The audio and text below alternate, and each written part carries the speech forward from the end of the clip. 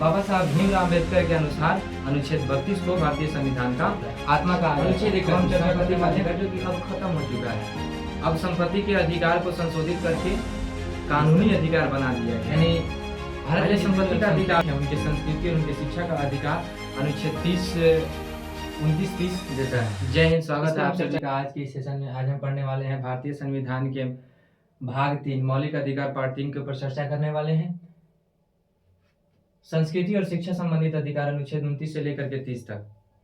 यानी भारत में जितने भी अल्पसंख्यक हैं उनके संस्कृति और उनके शिक्षा का अधिकार अनुच्छेद 29-30 देता है। इस पर हम चर्चा करेंगे। अनुच्छेद 29 अल्पसंख्यकों के हितों का संरक्षण।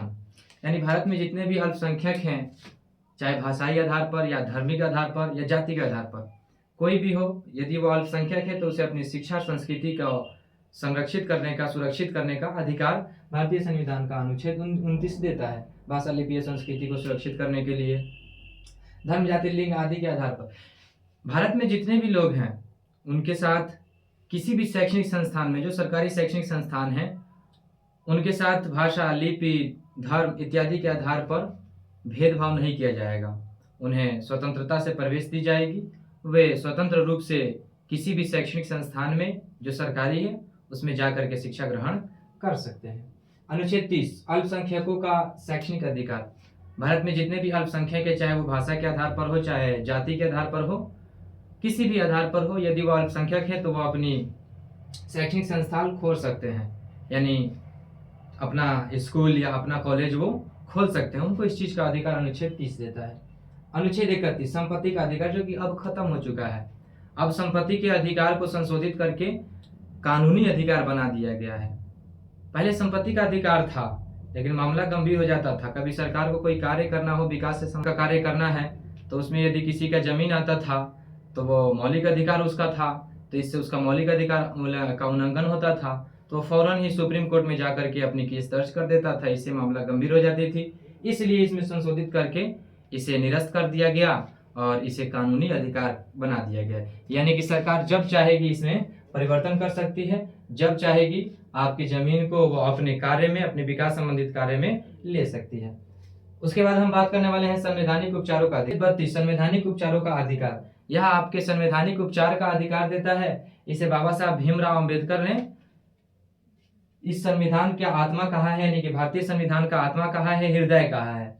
ऐसे यदि हम बात करें भारतीय संविधान का आत्मा किसे कहा जाता है तो उद्देशिका को भारतीय संविधान का आत्मा कहा जाता है। लेकिन बाबा साहब भीमराव अम्बेडकर के अनुसार अनुच्छेद 32 को भारतीय संविधान का आत्मा कहा जाता है। अब हम चर्चा करने वाले हैं अनुच्छेद 33 सशस्त्र बलों के अधिकार में संशोधन। यानी भारत में जितने भी सशस्त्र बल हैं, या पुलिस है, चाहे कोई भी सेना हो, थल सेना हो, वायु सेना हो, उनके मौलिक अधिकार पर सरकार आवश्यक रूप से कुछ प्रतिबंध लगा सकती है। मान लीजिए किसी सेना को यदि अभिव्यक्ति की स्वतंत्रता है, तो वैसे ही सोशल मीडिया में आकर के और भारत में कितने परमाणु बम हैं, भारत में कितने मिसाइलें हैं, सबको यूं ही सबको बताने लगे तो सभी देश इससे अग्रसर हो जाएंगे, सभी देश इससे बाखबर हो जाएंगे, तो इससे नुकसान का सामना करना पड़ जाएगा। इसलिए उनके ऊपर सरकार जरूरत के अनुसार या आवश्यकता अनुसार सीमा लगा सकती है उनके अधिकारों पर।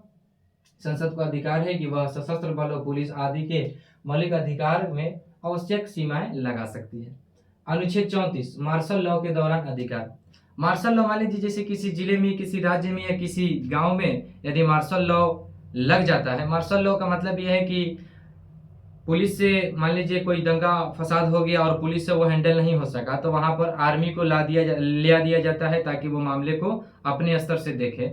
तो आर्मी जब अपने स्तर से देखती है तो वही स्थिति मार्शल लॉ कहलाती है। तो मार्शल लॉ के दौरान मौलिक अधिकार पर आवश्यक सीमाएं लग सकती हैं। आपके मौलिक अधिकार बहुत हद तक प्रतिबंधित हो सकते हैं। सरकार उस पर कुछ कानून लगा सकती है, कुछ प्रतिबंध लगा सकती है। उस समय आपके मौलिक अधिकार का उल्लंघन नहीं माना जाएगा। अनुच्छेद 35 कानून बनाने की शक्ति।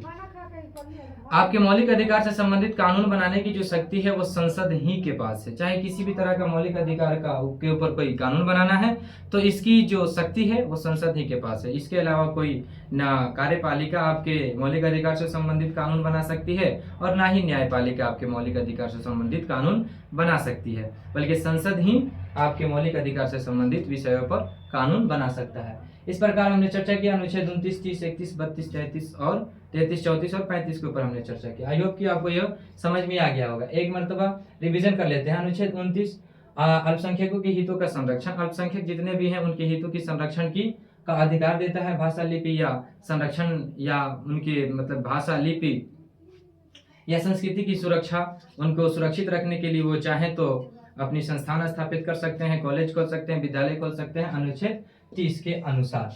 अनुच्छेद 31 संपत्ति का अधिकार जिसको समाप्त कर दिया गया है।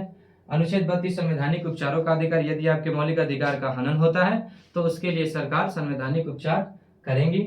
अनुच्छेद 33 सशस्त्र बलों के अधिकारों में संशोधन, इन्हें वायुसेना, थल सेना या चाहे कोई भी सेना हो और पुलिस या सरकार के किसी भी कर्मचारी, कोई भी कर्मचारी हो, उनके ऊपर उनके मौलिक अधिकार के ऊपर कुछ प्रतिबंध सरकार लगा सकती है आवश्यकता अनुसार। अनुच्छेद 34 मार्शल लॉ के दौरान अधिकार, मार्शल लॉ के दौरान आपके मौलिक अधिकार को छीना जा सकता है।